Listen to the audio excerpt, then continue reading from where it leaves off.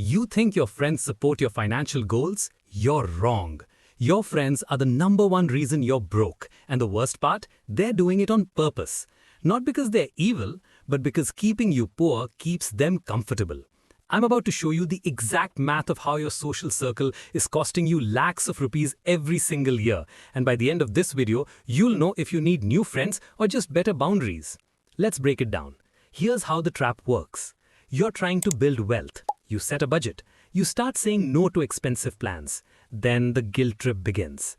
Don't be so cheap. You've changed. It's just money, live a little. This isn't friendship. This is financial sabotage. Because here's the psychological warfare happening in your brain.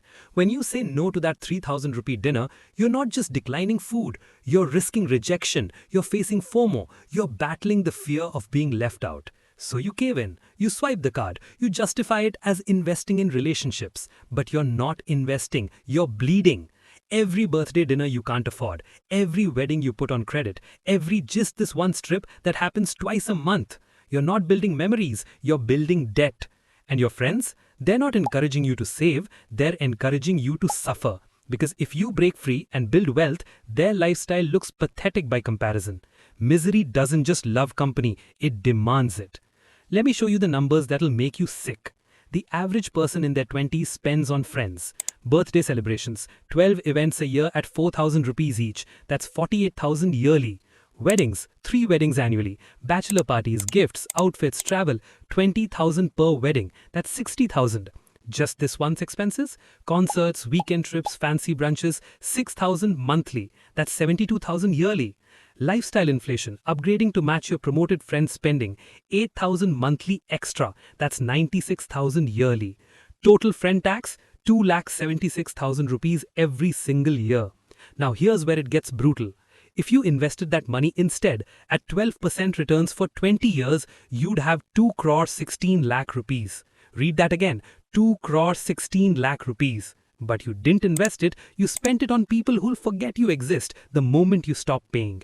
That fancy dinner you're eating right now, it's not costing you 3,000 rupees. It's costing you future wealth you'll never see. Every time you say it's just money, you're not being generous. You're being financially suicidal.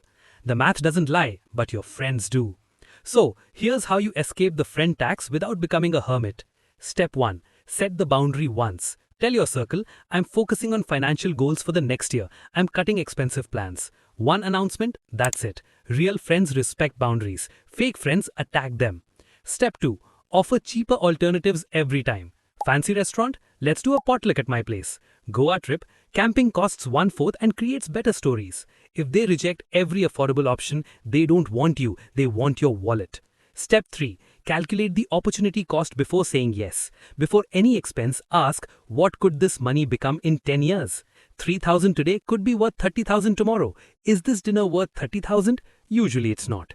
Step 4. Find a new circle. Seek friends who invest, build and grow. They're at investment seminars, libraries and entrepreneurship meetups. When your circle talks about SIPs instead of shorts, your wealth compounds instead of your debt.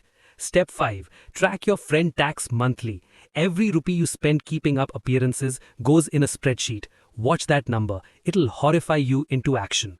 Here's the truth nobody wants to hear.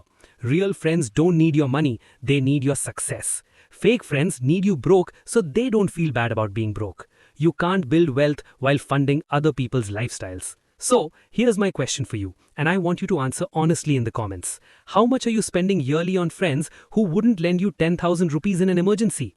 Calculate it, post it, let's expose the friend tax together. Because your bank account isn't growing by accident, and it isn't shrinking by accident. It's shrinking because you're choosing comfort over wealth. Stop choosing poverty, because real friends don't need your money, they just need you.